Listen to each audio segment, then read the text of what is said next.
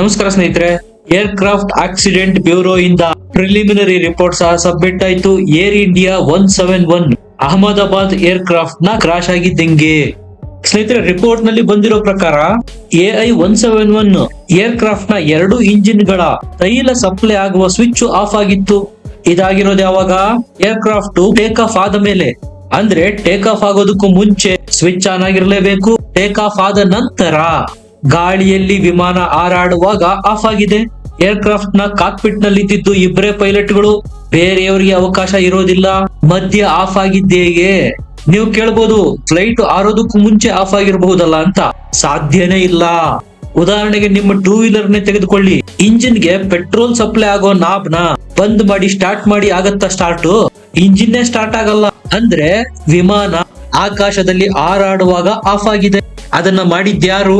Sabharwal senior pilot ಕೇಳ್ತಾರೆ kundan co pilot ಗೆ, fuel supply ಆಗೋ ಇಂಜಿನ್ ಸ್ವಿಚ್ ಯಾಕೆ ಆಫ್ ಆಗಿದೆ? ಆಗ ಕೋ ಪೈಲಟ್ ಕುಂದನ್ ಹೇಳ್ತಾರೆ, ಆನ್ ಮಾಡಿಲ್ಲ. ವರದಿನಲ್ಲಿ ಹೇಳಿರೋ ಪ್ರಕಾರ ಫಸ್ಟ್ ಇಂಜಿನ್ ನ ಫ್ಯೂಯಲ್ ಸಪ್ಲೈ 1 ಗಂಟೆ 38 ನಿಮಿಷ 42 ಸೆಕೆಂಡ್ ಗೆ ನಿಲ್ಲುತ್ತೆ, ಅಂದ್ರೆ ಬಂದ್ ಆಗತ್ತೆ. ಇದಾದ ನಂತರ 7 ಸೆಕೆಂಡ್ಗಳ ಅಂತರದಲ್ಲಿ ಎರಡನೇ ಇಂಜಿನಿನ ಅಂದ್ರೆ 1 ಗಂಟೆ 38 ನಿಮಿಷ 49 ಸೆಕೆಂಡ್ ಗೆ ಎರಡನೇ ಇಂಜಿನಿನ ಫ್ಯೂಯಲ್ ಸಪ್ಲೈನು ಬಂದಾಗತ್ತೆ. ಯಾವಾಗ 2 ಇಂಜಿನ್ ನ ಫ್ಯೂಯಲ್ ಸಪ್ಲೈ ಬಂದಾಯ್ತು ಅಂತ ಸೀನಿಯರ್ ಪೈಲಟ್ ಸಬರ್ವಾಲ್ ಗೆ ಗೊತ್ತಾಯ್ತು, ಅಷ್ಟರಲ್ಲಾಗ್ಲೇ 3 ಸೆಕೆಂಡ್ಗಳ ಕಾಲ ಕಳೆದೋಗಿರುತ್ತೆ. 1 ಗಂಟೆ 38 ನಿಮಿಷ 52 ಸೆಕೆಂಡ್ ಗೆ ಕೋ ಪೈಲಟ್ ಕುಂದನ್ರಿಗೆ ಕೇಳ್ತಾರೆ, ಇಂಜಿನ್ ಗೆ ಫ್ಯೂಯಲ್ ಹೋಗೋ ಸ್ವಿಚ್ ಯಾಕೆ ಬಂದಾಗಿದೆ ಅಂತ. ಅಂದ್ರೆ ಸ್ಪಷ್ಟ, ಟೇಕ್ ಆಫ್ ಆದ ಕೆಲವೇ ಸೆಕೆಂಡ್ಗಳಲ್ಲಿ 2 ಇಂಜಿನ್ ಗಳ ಫ್ಯೂಯಲ್ ಸ್ವಿಚ್ ಬಂದಾಗಿದೆ. ಇಲ್ಲಿ ಕ್ಯಾಬಿನ್ ನಲ್ಲಿರುವ ಪೈಲಟ್ ಗಳು ಬಂದ್ ಮಾಡಿರ್ಬೇಕದನ್ನ, ಅಥವಾ ಯಾರೋ 3ನೇ ವ್ಯಕ್ತಿ ಕ್ಯಾಬಿನ್ ಗೆ ಎಂಟ್ರಿ ಆಗಿರ್ಬೇಕು, ಅಥವಾ ಈ ಬೋಯಿಂಗ್ ನ ಡ್ರೀಮ್ ಲೈನರ್ ಏರ್ ಕ್ರಾಫ್ಟ್ ನಲ್ಲೇ ದೋಷ ಇರಬೇಕು. ಈ 3 ಪಾಸಿಬಿಲಿಟೀಸ್ ಬಿಟ್ಟು ಸ್ವಿಚ್ ಆಫ್ ಆಗೋ ಪಾಸಿಬಿಲಿಟಿ ಯಾವುದಿದೆ ನೀವೇ ಹೇಳಿ. ಸ್ಪಷ್ಟವಾಗಿ ಹೇಳ್ತೇನೆ, 260 ಜನರ ಸಾವಿಗೆ ಕಾರಣ ಮತ್ತು ಇದರ ಹೊಣೆ ಹೊರಬೇಕಾಗಿರೋದು ಬೋಯಿಂಗ್ ಡ್ರೀಮ್ ಲೈನರ್ ಕಂಪನಿ. ಸಂಪೂರ್ಣವಾಗಿ ವಿಡಿಯೋ ನೋಡಿ, ನಿಮಗೆ ಗೊತ್ತಾಗತ್ತೆ ಹೌದಲ್ವಾ ಇದೇ ಆಗಿರಬಹುದು ಅಂತ ನೀವೇ ಹೇಳ್ತೀರಾ. 2018ರಲ್ಲಿ ನಿಮ್ಮ ಬೋಯಿಂಗ್ ಡ್ರೀಮ್ ಲೈನರ್ 787 ನ ಇಂಜಿನ್ ಸ್ವಿಚ್ ಅಲ್ಲಿ ನ್ಯೂನತೆ ಇದೆ, ಸರಿಪಡಿಸಿಕೊಳ್ಳಿ ಅಂತ 2018ರಲ್ಲಿ ವಾರ್ನಿಂಗ್ ಕೊಡಲಾಗಿತ್ತು. ಯಾರಿಂದ? ಅಮೆರಿಕದಿಂದ. ಸಹಜವಾಗಿ ಎಲ್ರಿಗೂ ಅನ್ಸಿತ್ತು 2 ಇಂಜಿನ್ಗಳು ಒಮ್ಮೆಲೆ ಫೇಲ್ ಆಗೋದಕ್ಕೆ ಸಾಧ್ಯನೇ ಇಲ್ವಲ್ಲ, ಹೇಗಾಯ್ತು ಅನ್ನೋ ಪ್ರಶ್ನೆಗಳಂತೂ ಕಾಡ್ತಾ ಇತ್ತು. ವಿಮಾನ ಆಕಾಶದಲ್ಲಿ ಹಾರಾಡ್ತಾ ಇದೆ ಅಂದ್ರೆ ಇಂಜಿನ್ ಗೆ ಫ್ಯೂಯಲ್ ಸಪ್ಲೈ ಆಗೋ ಸ್ವಿಚ್ ಆನ್ ಆಗಿತ್ತು ಅಂತಾನೆ ಅರ್ಥ. ಮಧ್ಯದಲ್ಲಿ ಆಫ್ ಆಗಿರೋದು. ಕ್ಯಾಬಿನ್ ಗೆ 3ನೇ ವ್ಯಕ್ತಿ ಎಂಟ್ರಿ ಕೊಡೋದಕ್ಕೆ ಸಾಧ್ಯನೇ ಇಲ್ಲ. ಅಲ್ಲಿ ಆಗಿರೋದು ಟೆಕ್ನಿಕಲ್ ಪ್ರಾಬ್ಲಮ್, ವಿಮಾನದ ಸಾಫ್ಟ್ವೇರ್ ನಲ್ಲಿ ಆದ ಗ್ಲಿಚ್. ಹಾಗಾಗಿ ವಿಮಾನದ ಇಂಜಿನ್ ಸ್ವಿಚ್ ಆಟೋ ಆಫ್ ಆಗಿದೆ. ಆದ್ರೂ ರಿಪೋರ್ಟ್ ನಲ್ಲಿ ಬೋಯಿಂಗ್ ಕಂಪನಿ ಬಗ್ಗೆ ಪ್ರಶ್ನೆಗಳನ್ನೇ ಕೇಳಿಲ್ಲ. ಇಬ್ರು ಪೈಲಟ್ ಸ್ವಿಚ್ ಆಫ್ ಮಾಡಿಲ್ಲ ಅಂದ್ರೆ ಅದ್ ಹೆಂಗೆ ಸ್ವಿಚ್ ಆಫ್ ಆಯ್ತು? ಕ್ಯಾಬಿನ್ ಗೆ ಎಂಟ್ರಿ ಆದ 3ನೇ ವ್ಯಕ್ತಿ ಯಾರು ಅದನ್ನಾದ್ರೂ ರಿಪೋರ್ಟ್ ಅಲ್ಲಿ ಹೇಳ್ಬೇಕಾ? ಅಥವಾ ಟೆಕ್ನಿಕಲ್ ಪ್ರಾಬ್ಲಮ್ ಇಂದ, ಸಾಫ್ಟ್ವೇರ್ ಗ್ಲಿಚ್ ಇಂದ ಆಟೋ ಕಟ್ ಆಫ್ ಆಗಿದ್ರೆ ಅದನ್ನಾದ್ರೂ ಮೆನ್ಷನ್ ಮಾಡ್ಬೇಕಾ? ಏನನ್ನು ಮುಚ್ಚಿಡಲಾಗ್ತಾ ಇದೆ. 260 ಜನ ಸತ್ತೋದವ್ರು ಹೋಗ್ಬಿಟ್ಟಿದ್ದಾರೆ, ಅವ್ರೇನು ವಾಪಸ್ ಬರಲ್ಲ, ಈಗ ಆಗಿದ್ದಾಗೋಯ್ತು ಅಂತ ಮುಚ್ಚಿ ಹಾಕುವ ಪ್ರಯತ್ನನ? ಸತ್ಯ ಹೊರಗೆ ಬರಬೇಕು ತಾನೆ. ಅಮೆರಿಕದ ಪ್ರತಿಷ್ಠಿತ ಕಂಪನಿಯಾದ ಮಾತ್ರಕ್ಕೆ ಅವರ ನ್ಯೂನತೆಗಳನ್ನ ಮುಚ್ಚಿ ಹಾಕೋದು ಎಷ್ಟು ಸರಿ? ಸ್ನೇಹಿತರೆ, ಇಲ್ಲಿ ಪೈಲಟ್ ಗಳಿಂದ ಯಾವುದೇ ದೋಷ ಇಲ್ಲ. ಕಾಕ್ಪಿಟ್ ನಲ್ಲಿ ರೆಕಾರ್ಡ್ ಆಗಿರತಕ್ಕಂತಹ ಬ್ಲಾಕ್ ಬಾಕ್ಸ್ ನಿಂದ ಇದು ತಿಳಿದು ಬಂದಿರೋದು.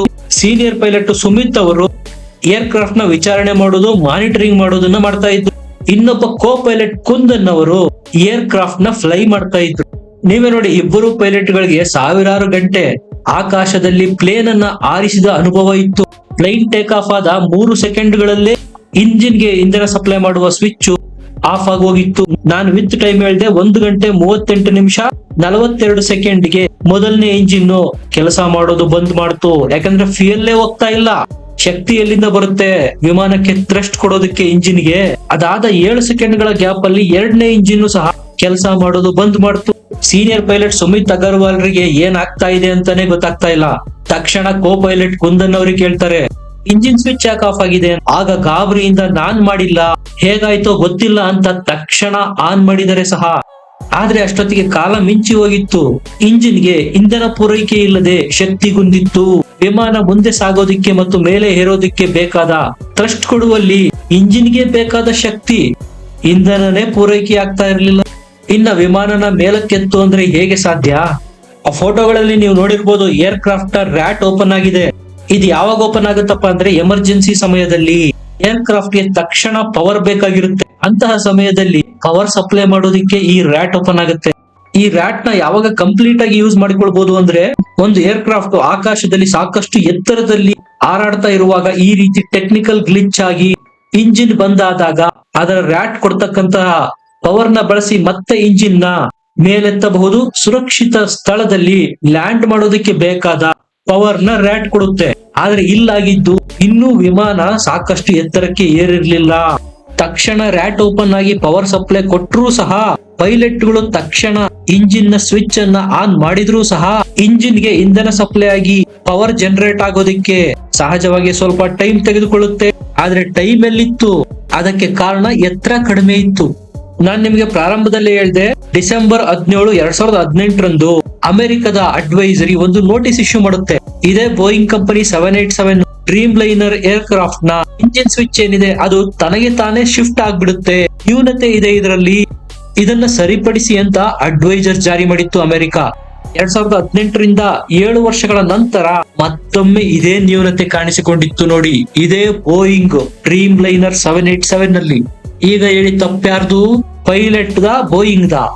ಇವರು ಎಷ್ಟು ನೆಗ್ಲಿಜೆನ್ಸಿಯಿಂದ ಕೆಲಸ ಮಾಡ್ತಾರೆ ನೋಡಿ. ಅಮಾಯಕ ಪ್ರಯಾಣಿಕರ ಜೀವಕ್ಕೆ ಬೆಲೆನೇ ಇಲ್ಲ. ಮುಖಾಮುಲಾಜಿಲ್ಲದೆ ಬೋಯಿಂಗ್ ಕಂಪನಿ ಮೇಲೆ ಕೇಸ್ ಹಾಕ್ಬೇಕು. ಇವರೆಲ್ಲ ನ್ಯೂನತೆಗಳನ್ನ ಸತ್ತಿರೋ ಪೈಲಟ್ ತಲೆಗೆ ಕಟ್ಟಿ ತಮ್ಮ ಕಂಪನಿಗಳನ್ನ ಬಚಾವ್ ಮಾಡ್ಕೋತಾರೆ. ಈ ವೆಸ್ಟರ್ನ್ ಏವಿಯೇಷನ್ ಇಂಡಸ್ಟ್ರಿ ಕೆಲಸ ಮಾಡ್ತಾ ಇರೋ ರೀತಿ ನೋಡಿ. ಅವ್ರು ಮಾಡೋ ಪ್ರತಿಯೊಂದು ಯೂಟ್ಯೂಬ್ ವಿಡಿಯೋಸ್ ನಲ್ಲೂ ತಪ್ಪನ್ನೆಲ್ಲ ಭಾರತೀಯ ಪೈಲಟ್ ಗಳೇ ಮಾಡಿರೋದು. ವಿಮಾನ ಸಂಸ್ಥೆ ಯಾವುದೇ ತಪ್ಪಿಲ್ಲ ಅಂತೆ. A171 ಕ್ರಾಶ್ ಗೆ ಪೈಲಟ್ ಗಳು ಮಾಡಿರೋ ಹ್ಯೂಮನ್ ಎರರೇ ಕಾರಣ ಅಂತ ಕತೆ ಹೊಡಿತಾರೆ ಯೂಟ್ಯೂಬ್ ಅಲ್ಲಿ. ಸ್ನೇಹಿತರೆ, ಇಲ್ಲಿ ಆಗಿರೋದಿಷ್ಟೇ. ಒಂದು ಏರ್ ಕ್ರಾಫ್ಟ್ ಅಲ್ಲಿ 16 ಕಂಪ್ಯೂಟರ್ ಗಳಿರುತ್ತೆ. ಅದಕ್ಕೆ ತನ್ನದೇ ಆದ ಡಿಜಿಟಲ್ ಬ್ರೈನ್ ಇರುತ್ತೆ. ಏನಾದ್ರೂ ತಪ್ಪುಗಳಾದ್ರೆ ಕೋರ್ಸ್ ಕರೆಕ್ಷನ್ ಮಾಡಿಕೊಳ್ಳುವ ಕೆಪಾಸಿಟಿ ಈಗಿನ ಅತ್ಯಾಧುನಿಕ ಫ್ಲೈಟ್ ಗಳಲ್ಲಿದೆ. ಇಲ್ಲಿ ಕೈ ಕೊಟ್ಟಿರೋದೇ ಸಾಫ್ಟ್ವೇರ್. ಆಗ ಸಹಜವಾಗಿ ಏರ್ ಕ್ರಾಫ್ಟ್ ಗೆ ಏನಾಗ್ತಾ ಇದೆ ಅಂತ ಅರ್ಥ ಮಾಡಿಕೊಳ್ಳೋದಕ್ಕೆ ಆಗಿಲ್ಲ.